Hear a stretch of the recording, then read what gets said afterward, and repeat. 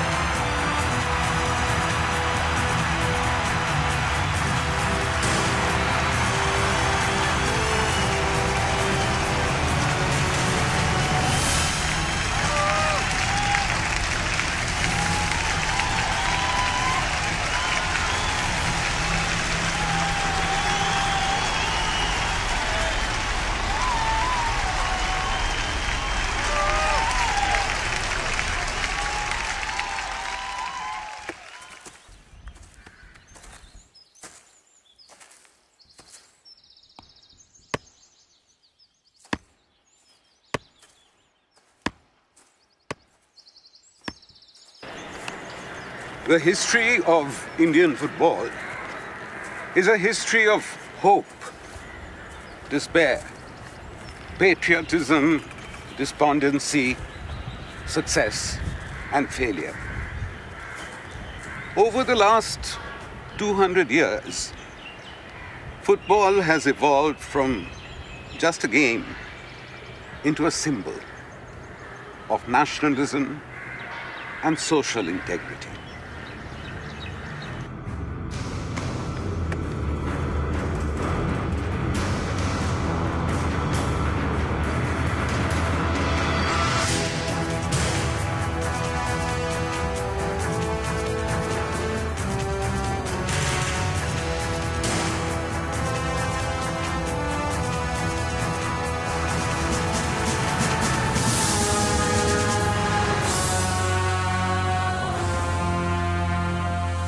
India was introduced to football by the Europeans. With the advent of the British East India Company and its flourishing business, more and more Britishers started coming to India, and with the Brits, naturally, came their religion and their culture. A culture which importantly included games: football, rugby, cricket. Football started its journey in India when the British rulers brought it with them, and in no time it became popular among the masses. The port cities of Calcutta, Bombay, Madras, Karachi began resounding with the arrival of the British, who, in their leisure time, took up football as their favorite sport. The French, Portuguese, Dutch were the other Westerners lured by the riches of India. Some of them set up schools in Darjeeling, Nagpur, Nainital, and other places, and encouraged students to play football. From the year 1877, the students of St. Paul's School, Darjeeling, under the guidance of their teacher, Edmund Cox, started practicing football on a regular and organized basis. By and by, competitive matches began to be played. India was standing on a political threshold. Lord Wellesley, Earl of Mornington, was appointed the Governor-General of India. The British colony had begun penetrating its roots deep into our soil. The subsidiary alliance policy was gradually being made effective. At about this time, the governor's house was coming up in Calcutta. Against this political backdrop, in the year 1802, according to the Englishman, a reputed daily published from Calcutta, the first football match was probably played in India for 30 minutes in Bombay between the military 11 and the island 11. As reported in the Englishman, 13th of April 1854 was an important date in the history of football, as the first officially recorded match was held on this day at the Esplanade ground near Fort William between the Calcutta Club of Civilian and Gentlemen of Barrackpore. Within 3 years, the sepoys were to rise in mutiny against their foreign masters.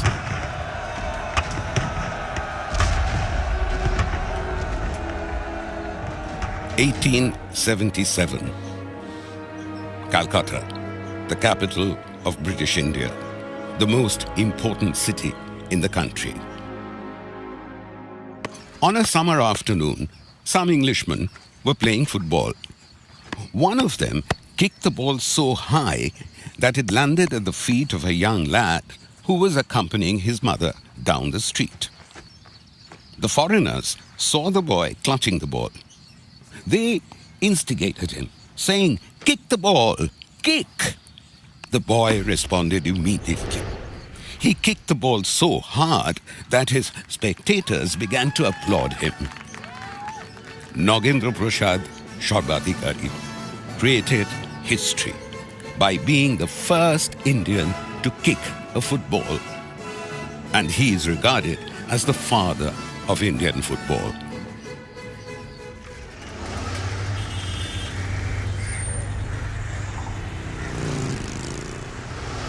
Number 53 Wellington Street, presently Nirmal Chandra Street, a street in Kolkata. It is here that the father of Indian football spent his childhood. Years have rolled by. The ownership of this house has changed hands, and so has its outward looks. But history has left an indelible impression on this house. Nagendra Prasad was a student of Hare School. He, along with his friends, practiced football on the playground of their school. After completing school, Nagendra Prasad joined Presidency College for higher education. Here, he came across professors like J.H. Gilligard and G.A. Stack, who encouraged talented students to diligently play football. The students of La Martiniere, Bishop College, Calcutta Medical College, and Shivpur BE College were also very enthusiastic about this game. But Nagendra Prasad and Presidency College outshone the others. The Intercollegiate Championship was won by Presidency continuously from 1904 to 1908. Nagendra Prasad was convinced that in a country and a society as diverse as ours, football could help integrate multilingual, multi-religious, multi-ethnic communities. And also, of course, it developed character, discipline, and health. And these views were heartily reciprocated by all sections of society, irrespective of caste and creed.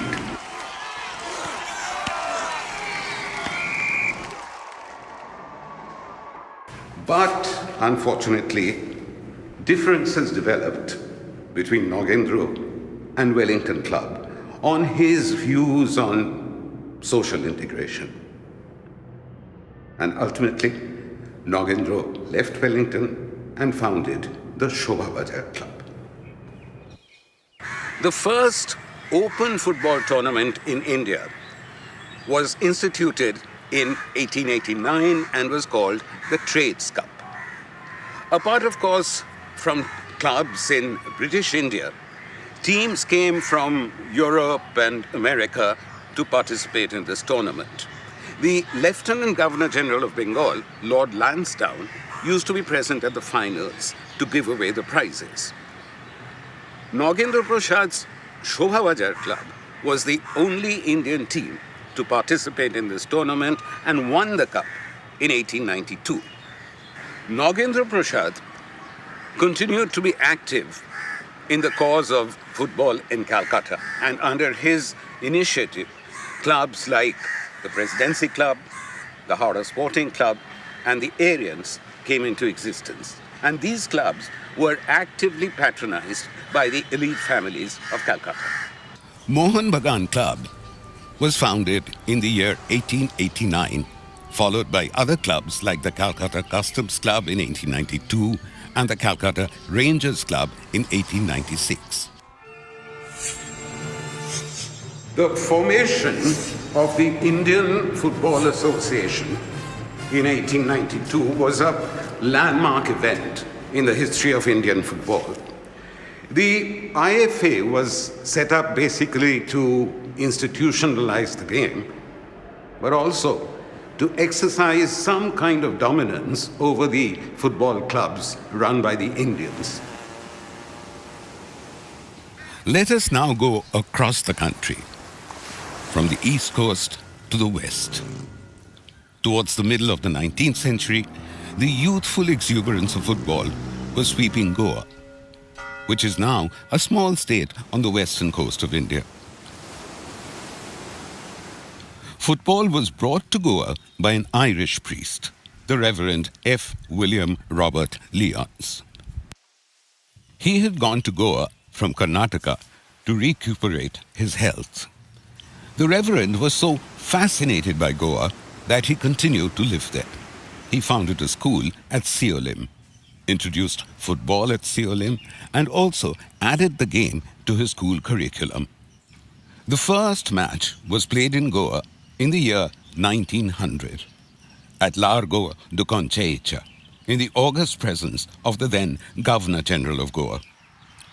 This match was the beginning of a series of matches played throughout the next decade. The excitement of football gripped Goa in a short time, and soon the game began to be played almost everywhere. The Boys Social Club was the first football club founded in 1905 in the coastal village of Kalva in Goa. In the same year, the Panjim Boys of Goa clashed with St. Mary's College of Bombay in the first interstate match. Britain defeated Margao Boys by 1-0 in the first match played against a foreign team at Largo dos Quartes. At the turn of the 20th century and with the 21st century, the club culture started coming more into Indian football. Previously, it only existed in Calcutta, Mohun Bagan, East Bengal and Mohammedan Sporting. Others were institutional teams who hired players, kept some of them on contract, some got jobs.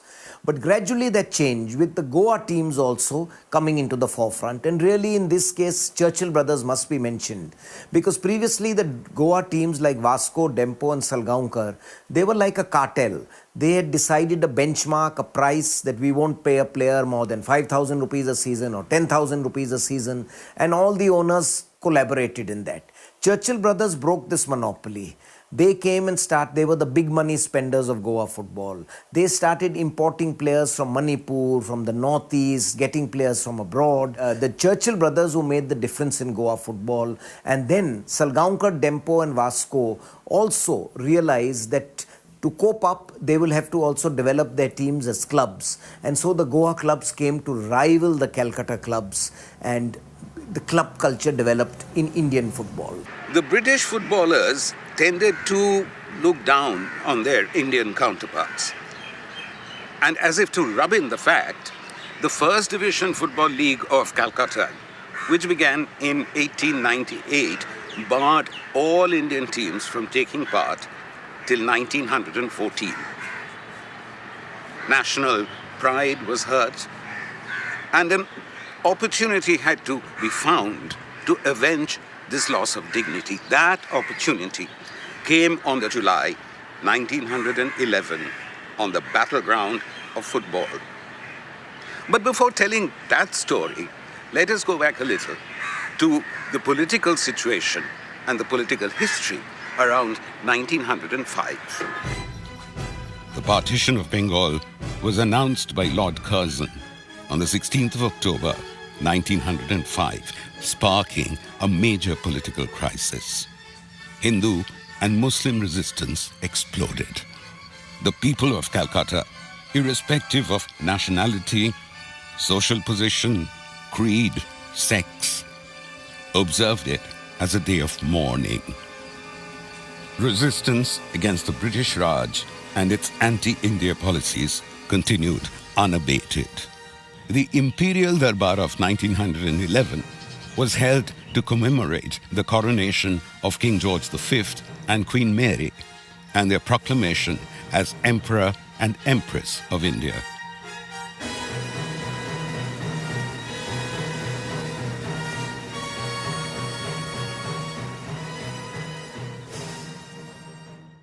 Tagore penned Jano Gano Mano Adhinayaka Jayo He in 1911 at the Calcutta session of the Indian National Congress.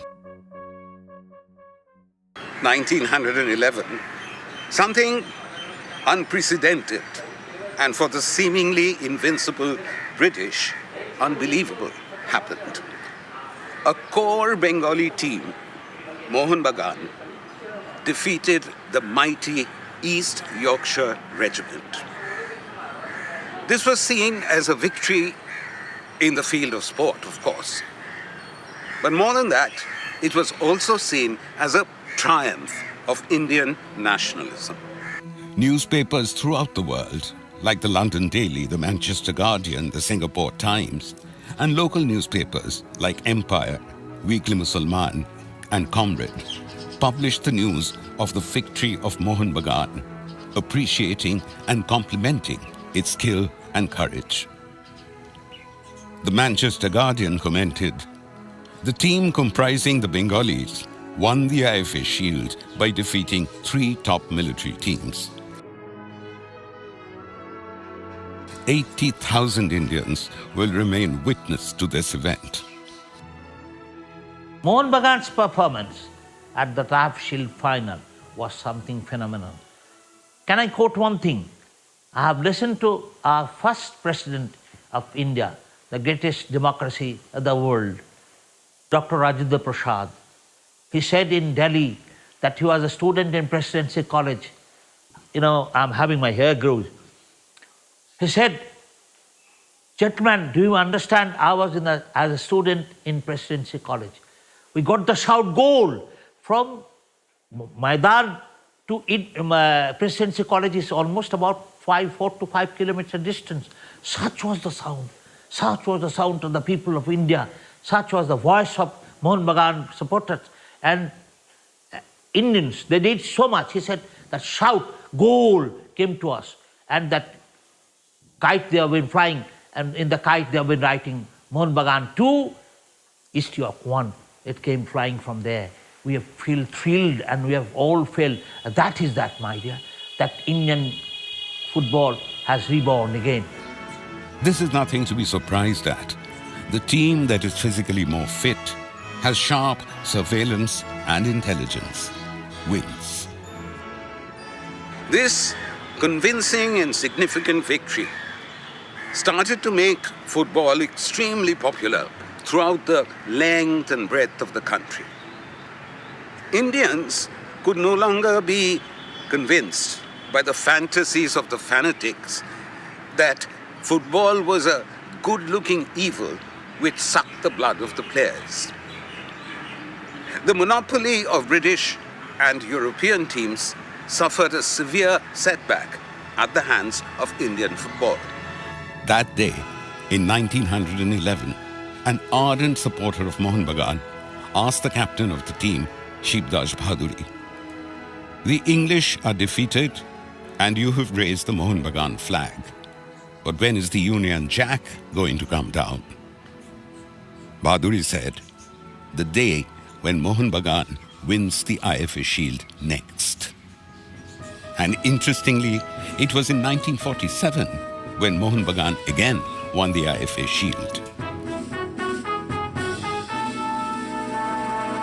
No account of Indian football can be complete with the story of Mavanan Sporting Club, because it was a club which for the first time completely began to dominate Indian football in the 1930s, when the British teams used to defeat Indians in a long spell. The Mavanan Sporting Club was actually founded in 1887 when its name was Jubilee Club. Its name was changed for thrice, Hamidiya Club, Crescent Club, and finally it came to become Mavanan Sporting Club in 1891. In the first 4 decades of its existence, the club did not do much. But in the early 1930s, when it first time came to play in the first division of Calcutta football, it did something which was unprecedented in Indian football. In 1911, Mohun Bagan Club created history on the football field by defeating the East York Regiment and for the first time lifting the IF Shield. But its feat was not repeated in the next 2 decades. But Mavanan Sporting Club from 1934 continuously for 5 in a row lifted the coveted IFA's First Division Football League. It was complemented by its win in the IFA Shield, Rovers Cup, Durand Cup, which was for the first time a feat achieved by any Indian team. In the meantime, Goan football had experienced rapid progress. But it took another 75 years for the game to develop into a well-organized form. The Goa Football Association was constituted on the 22nd of December 1959. Following this, a visit of the world-famous league team Lisboa e Benfica in 1960 was an extraordinary event for Goa. Our Goan football infrastructure is quite good as compared to many other parts of the country. But we are not satisfied. As the director of the Sports Authority of Goa, I have taken up this responsibility very recently. The government of Goa is proposing to create infrastructure, a good quality infrastructure at every village level within the next 2 years. The government has declared football as the official sport of Goa and has constituted what is called a Goa Football Development Council by giving a grant of 5 crores. This council will work towards a scientific research and development program to see that the youth of Goa are developed into good footballers. In 1969, the All India Football Federation organized the Bandokar Gold Trophy as a national tournament. The tournament was held in 1970 and was the first major tournament in Goa. The 19th Santosh Trophy was hosted by Goa in 1972, and since then, Goa entered the mainstream of Indian football. Portuguese rule in Goa came to an end in 1961, and Salgaonkar Sports Club was invited to play in the prestigious Durand Cup in New Delhi. The team was felicitated by Jawaharlal Nehru, the first Prime Minister of independent India. The Dempo Sports Club of Panjim was sponsored by the Dempo Group of Companies. Dempo Sports Club was initially called Bishalin Football Club. When Demp Souza adopted the club in 1967, it came to be known as Dempo Souza Sports Club. Finally, Dempo Souza Sports Club rechristened itself as Dempo Sports Club.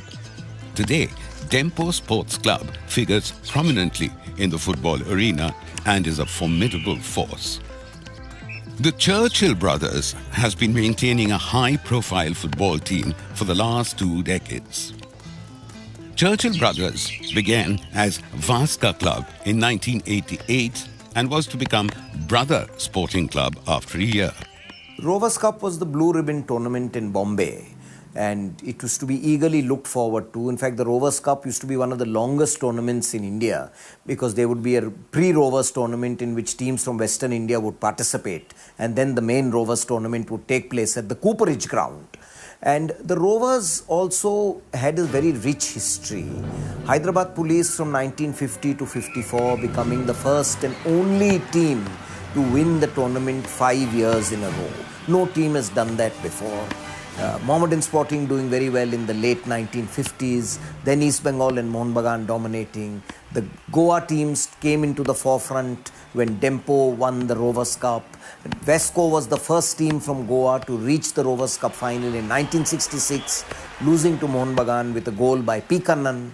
And Goa teams really came into the limelight, Salgaonkar, Dempo and Vasco, by doing well in the Rovers Cup. So the Rovers Cup's major role has been in the promotion of Goa football, because that is how Goa teams came into the limelight. It is unfortunate that the Rovers Cup closed down in 2000, the last time the tournament was held.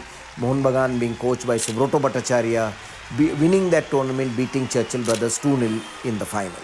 Hyderabad has made a glorious contribution to Indian football by contributing the largest number of players to represent India in the Olympics. India participated in the Olympics in Helsinki, Melbourne and Rome in 1952, 1956 and 1960. The effective stewardship of that legendary coach, Syed Abdul Rahim from Hyderabad, formed the nucleus of the Indian team for all these 3 Olympics. Mr. Rahim was a wonderful gentleman. He was very resolute. He has created a new methodology and new theory for the Indian football. Indian football was always playing something good, sometimes bad, sometimes outstanding, sometimes not so good. These are the things. It depends on the follower, it depends on the spirit of the game, and it depends about so many other things. Mr. Rahim, being a school headmaster, he could explain and narrate things so well that the players were very happy under him, number one.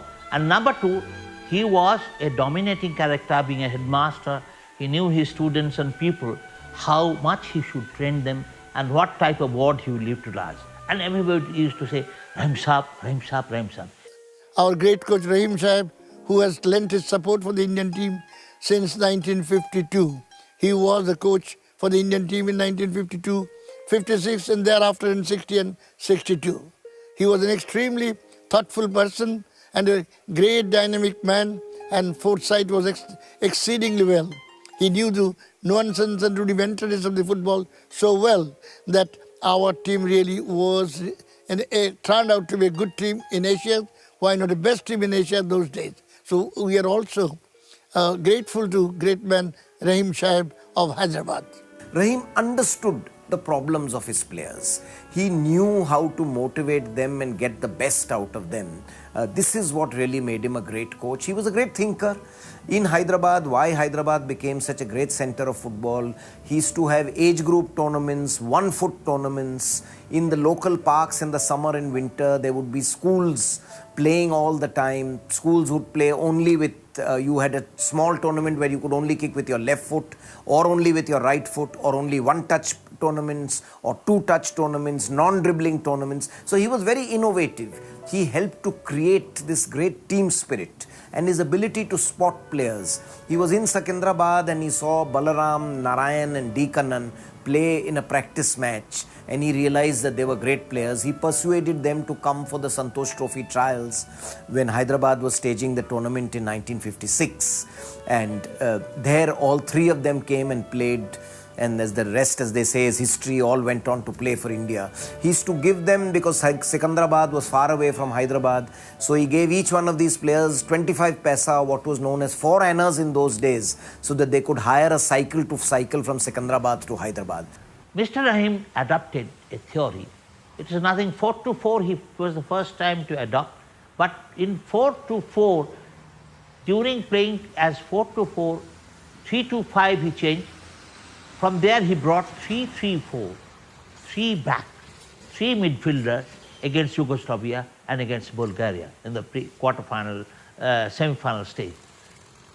So, as he knew his players' ability, our physical fitness, our running ability, our speed, our ball control, our touch, our feelings, our shooting ability, everything he knew.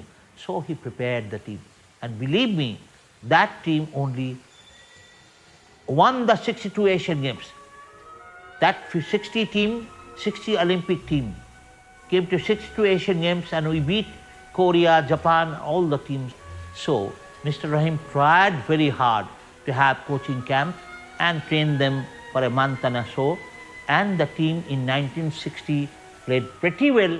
But as I said, if the team would have been there in 56, probably we have won, we could have come to the final. But doesn't matter. In 56, we have produced certain good football and we brought some standard, we brought some prestige for the country, and the team had the position of 4.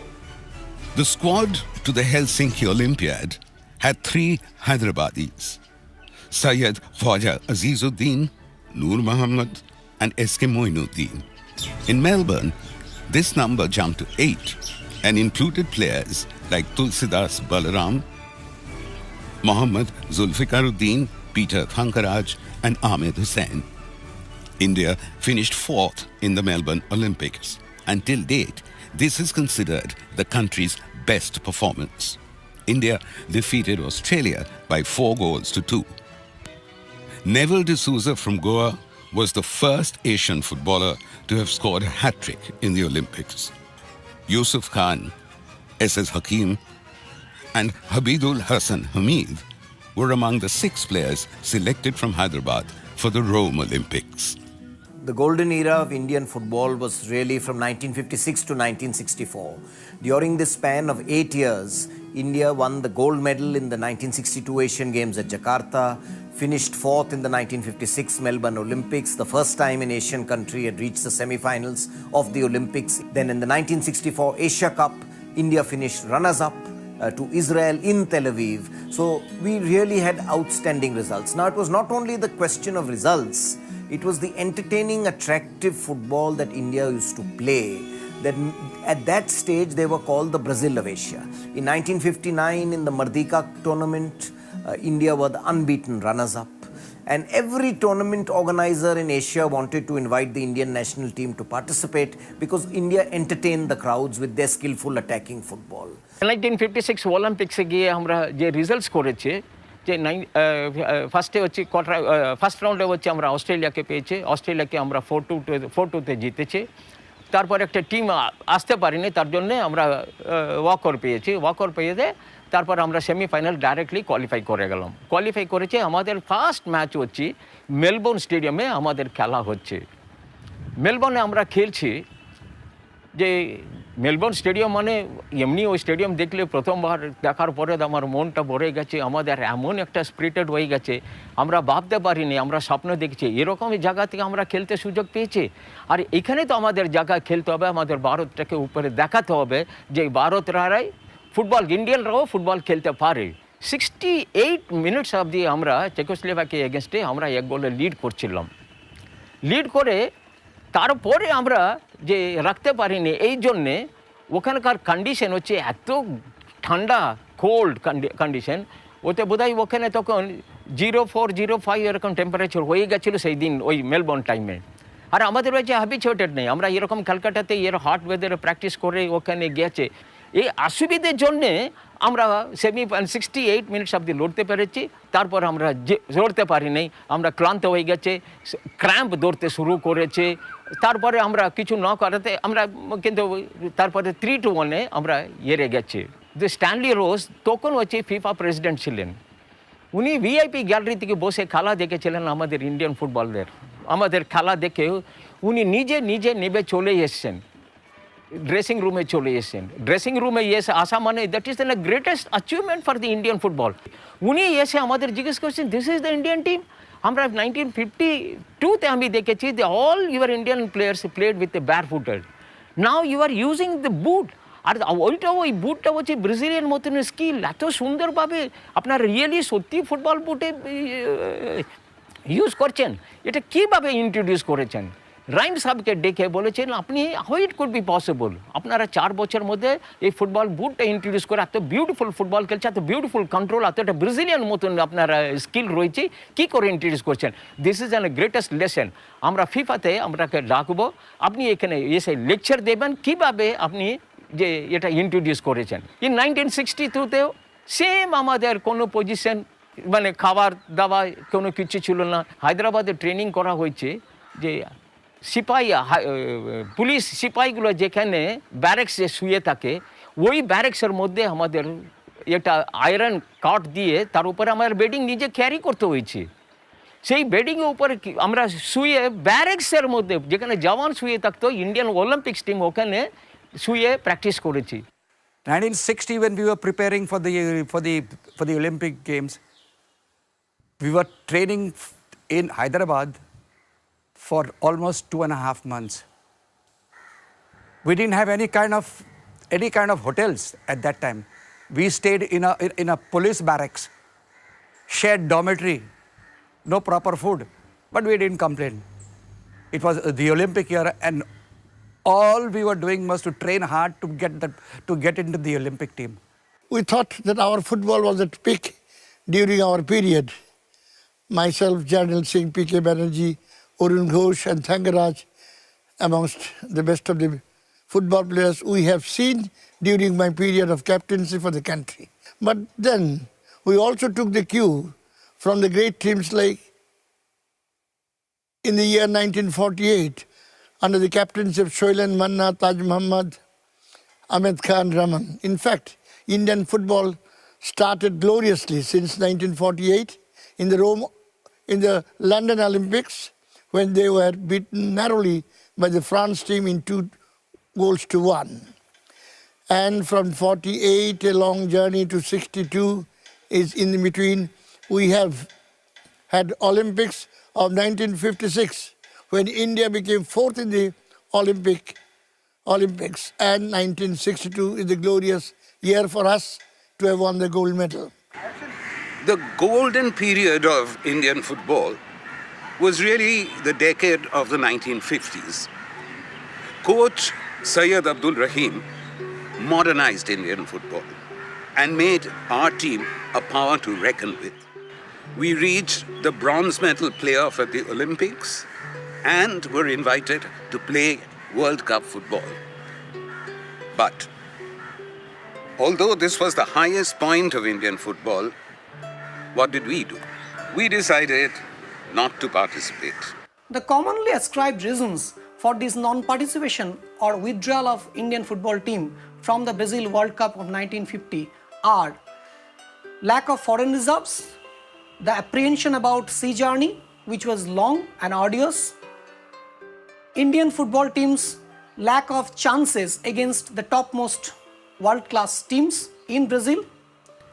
But the most important reason, which was not mentioned in the history of Indian football, is the fact that how All India Football Federation appallingly failed to cope up with the problems of contemporary football administration. India became the Asian Games champion in 1951 when we defeated Iran. But the Indian football team suffered a setback after its defeat in the 1952 Olympics. But thereafter, it was a successful journey. India won the quadrangular trophy consecutively for 3 years in 1953, 54 and 55. India finished second in the Manila Asian Games in 1954. India ranked fourth in the 1958 Asian Games held in Tokyo. The brilliance and excellence of Indian football was last observed in the Jakarta Asian Games. Coach S.A. Rahim, with his expertise, trained our boys so well that India won a gold medal after defeating South Korea by 2-1.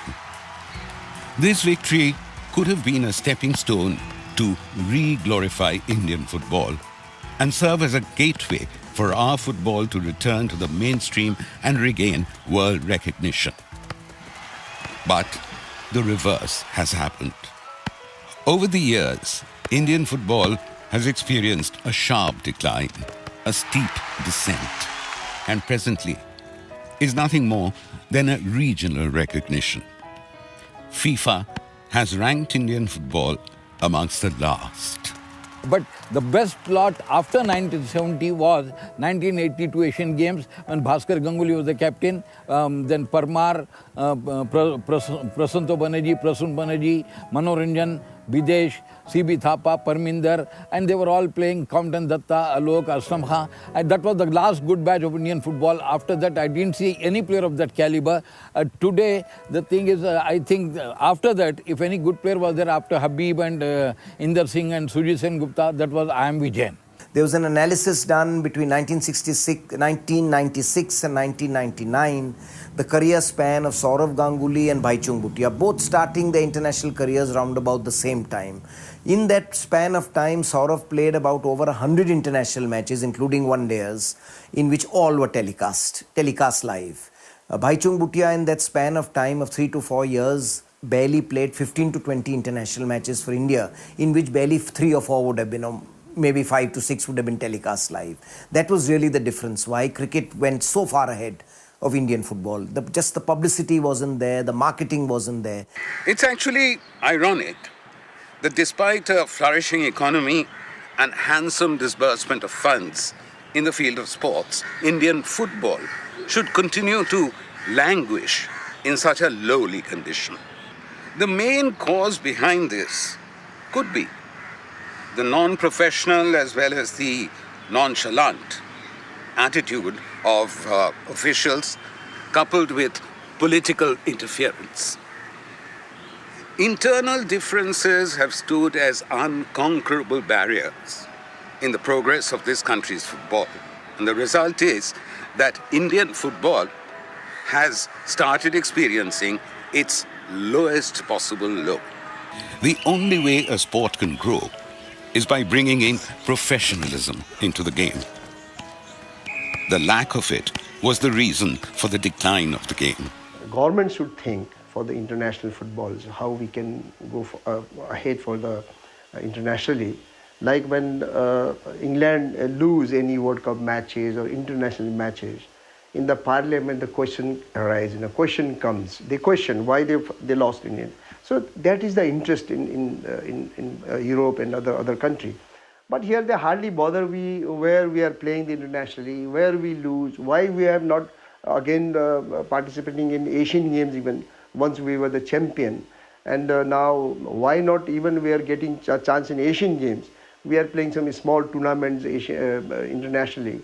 So this is, I think, reason that we are so much lacking in international ranking or standard is so poor internationally. It's not that I will not say that I think our standard has gone down. The other country has improved. Like other countries like Japan, South Korea, once we beat South Korea, Japan, I still remember in Merdeka. Like today they are playing World Cup. So they are just improving this football in the running way, But we are still thinking that one step of improvement, development, we are still thinking to put that step down for the improvement. That is the problem of our in football. In Hyderabad, which was once a major center of football, the game continued to suffer because it remained an amateur sport. With the advent of satellite television and the increasing popularity of the English Premier League and the UEFA Champions League, interest in watching Indian football has declined among the younger generation. The game is still confined to a few states, Bengal, Goa, Kerala, the northeastern states, and small areas in Mumbai and Delhi. In the last 3 decades, successes have been limited. Since 1960, India has not qualified for the Olympics and never made it to the World Cup finals. The last Asian Games quarter-final appearance was in Delhi in 1982. A bronze medal in the 1970 Bangkok Asian Games, and joint winners with Iran in the Asian Youth Championship in 1974 were the only achievements at the continental level. Lack of international success has led to a decline in media and spectator interest in Indian football. However, we pinned our hopes, and continue to do so, on young footballers from northeast India. Baichung Bhutia from Sikkim was a ray of hope in Indian football. Calcutta was and still today is Mecca of Indian football, and if you want to make career in football, Calcutta was the destination those days. It was something like a dream when I got an offer from East Bengal to play, and the main reason obviously coming here and foreseeing was to make a living out of playing football. It's been, there have been obviously some bad moments as well, but on the whole for me it's been a good experience, and I only have good memories from all the 3 clubs I played. I think, as everybody says, we need to have a good infrastructure, youth development, and I think overall structural and system change in Indian football. That is where we lack big time. So unless we don't do that, it becomes very, very difficult, because that's the way you produce good quality players, through youth development and infrastructure. And the system and the structure in Indian football needs to change, because it brings in more professionalism. Whether it's professional people or a politician or a bureaucrat, you need to have a knowledge about the game, how to take the game forward. And I think in India the biggest challenge right now is we don't have that knowledge and ideas to take the game forward, and that's the biggest challenge. The reality is, I think we've got coaches who can become a very, very good coaches, but it's same like footballers. We have players with huge talent and we've got coaches with huge talent, but same with players as well as coaches, that we don't have coaches to be trained properly, because football is changed so much and our coaches need to be trained. It wouldn't be irrelevant to mention the name of Salim Mohammed, who was the first Indian to have got the opportunity of playing club football 60 years ago. And when it comes to football in India, Kolkata is undoubtedly the Mecca. The city is considered the home of football in India. The euphoria of the spectators is unparalleled. Thousands of supporters of East Bengal, Mohun Bagan, and the Mohammedan Sporting Club fill up the stadiums whenever these rivals clash.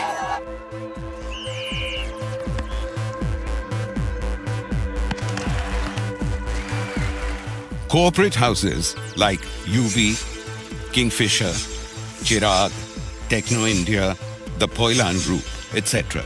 are sponsoring football in a big way to uplift the game and restore its lost glory.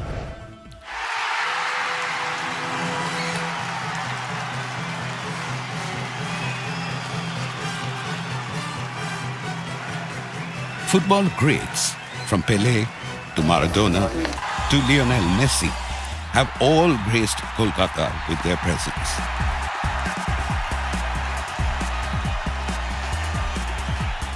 Kolkata saw yet another World Cup winner. Diego Forlan was received with a lot of warmth by football lovers in the city, and Oliver Kahn graced the city of Kolkata to play the last match of his illustrious career. Hiring footballers from foreign countries is an age-old practice for football clubs in India. East Bengal and Mohun Bagan, the 2 most reputed clubs of Kolkata, are among the major hirers of international footballers. Over the years, skilled and talented international footballers have come to play for Indian football clubs and have entertained the football lovers of the country. When it came to my mind to study further graduation, so I selected India along with my friend Majid. Both of us, we came to India for studying. East Bengal was interested in getting the foreign player, and those days there were hardly any foreign player except Davis William. So they contacted us in Rovers Cup after watching our performance as a Aligarh University in Rovers Cup. They contacted us and they brought us to Calcutta, and that was how we started playing in Indian football and Calcutta as a East Bengal team member. And I just come to see how was the field, how was the football here, and I just fell in love. I think if there is no investment in the youth development, it will not work. It will be only dream, year by year, it will be a dreaming. I think investment in youth development is the main thing. If the full focus will be on that, so I really believe that one day India can be in the level that everyone is dreaming. I'm being very happy here and been playing as a player, being quite successful, and I'm saying really enjoying my time here. Well, I haven't been in India from 1985. I was here from 1985 to 1993, and then I went to live in England. But within that period, I was in India permanently, 85 to 93. It was good, you know. I noticed that there's passion for football, and especially in Calcutta and Goa, and maybe like Kerala, which is enough because those are like countries itself. And it's the same in my country. There's passion for football. Football is the leading sport in my country. যখন আমরা খেলেছি বিদেশি টিমের সঙ্গে আমাদের থেকে ওরা strength স্ট্যামিনায় অনেক এগিয়ে ছিল, টেকনিক্যালি অনেক স্ট্রং ছিল এবং আমরা কিছু কিছু টাইমে কোনো সময় আমরা যথেষ্ট ভালো খেলতাম, আমাদের টিম যথেষ্ট ভালো ফাইট করতো, কোনো সময় আমরা জিতিনি তা নয়। এর কারণগুলো হচ্ছে যে আমাদের যে ফেসিলিটিসগুলো আমরা প্লেয়ারদের দিই সেগুলো ওদের মতন হয় না। যেমনি ওরা স্ট্রেংথ অ্যান্ড স্ট্যামিনাটাকে কন্টিনিউ করতে গেলে যে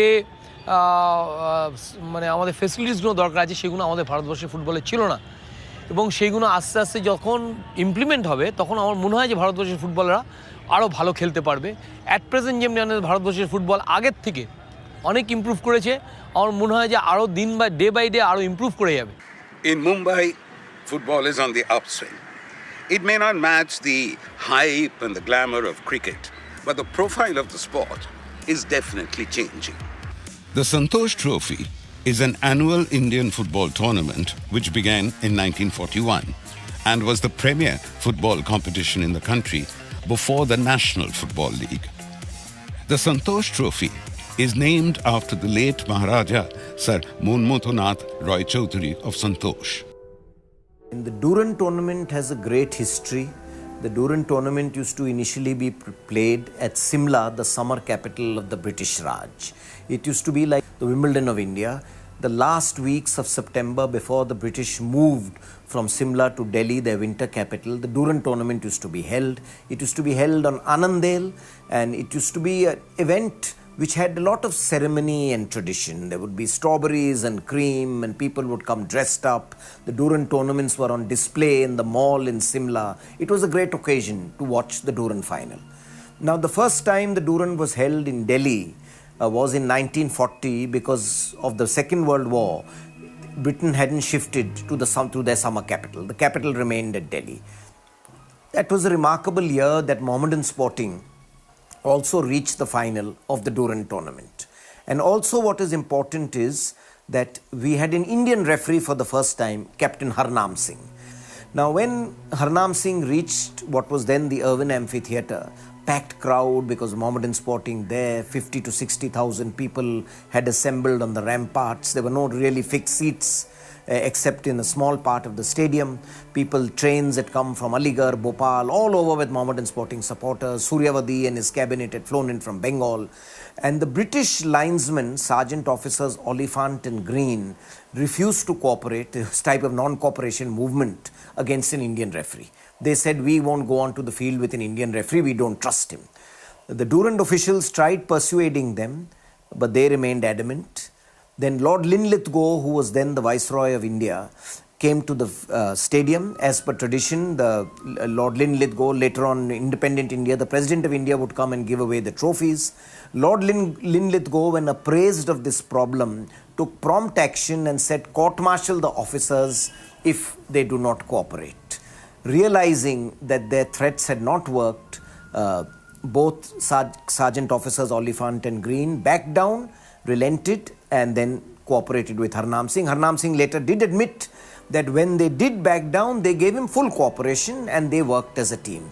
Harnam Singh was so nervous going on to that field that Major Porter, who was in charge of the referees, realized that this man is trembling, there's added pressure, the linesmen may not work with him. So he gave him a cup of cocoa and laced with brandy, because he wanted his nerves to settle down. So Harnam Singh didn't know that brandy had been put in that cup of cocoa. He thought he was just getting a cup of cocoa.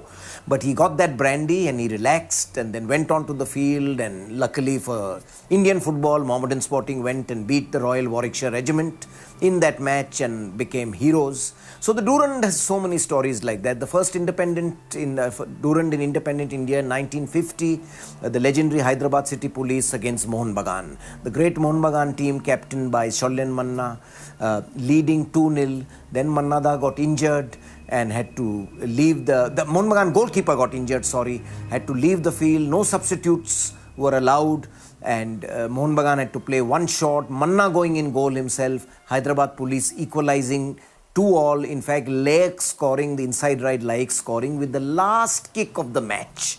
And the supporters were so enthralled, so excited that they invaded the field. And in fact, poor Laik, some people kissed him so enthusiastically that in their excitement and pushing, he was bitten on the cheek. So he couldn't play the replay. Laik missed the replay.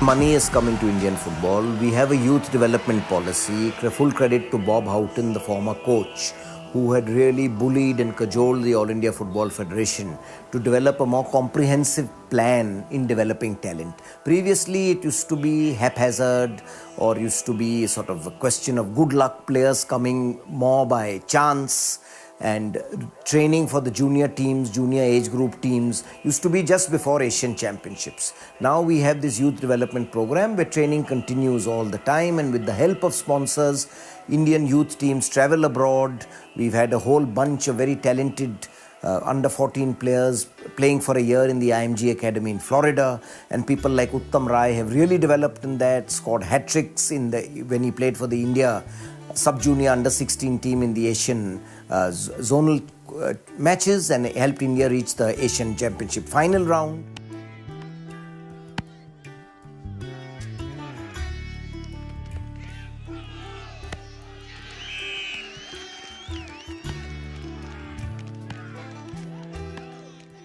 In 2007, AIFF started a program to develop teams at various levels. The aim of this program was to have the Indian national team among the first 16 teams in Asia by the year 2014. I think if this program is followed and continued, we can achieve this. Once we are in top 16 in Asia, we got a realistic chance to be first in the Asia Cup finals, and then maybe by the year 2022 in the World Cup finals. I would prefer that Indian football should go into development at the grassroots level, but with total professionalism and with total exposure for the youngsters. It's not just training and building them up. And I would prefer that the development should go through best of the brains. Intelligent people should come in. Intelligent youngsters we have to find out. Highly skillful players you have to find out. And doesn't matter. I don't believe that height will prove totally so important to us. Height, in the sense that so long we are strong enough to play football, good skill in intelligent players. If you get youngsters, if you can pick them up and give them exposure to the international level, especially in Asia, number one, and then we have to progress beyond Asia. I think the youth development and the grassroots programs which the AIFF has now prioritized is the most important thing for Indian football. The AIFF in the last few months have decided to set up 4 regional academies in the age group of 14 to 16 and an elite academy in the age group of 16 to 18. This is a very ambitious program, and in the next few years we hope to see a lot of development activities being carried out in these academies, and probably in 5 to 6 years we would get some very good positive results. FIFA is completely supporting us in this venture. both from a financial perspective as well as a technical perspective. There must be light at the end of the tunnel. Let history move and let it tend towards hope. FIFA is extending its helping hand to third world countries for the development of football. If the economically weak countries of Africa can make a place in world-class football, if the world acknowledges the talents of the war-torn countries of Eastern Europe, if the poor countries of Latin America have made their presence felt, then why can't our footballers? We may have miles and miles to go, but let us look at the stars.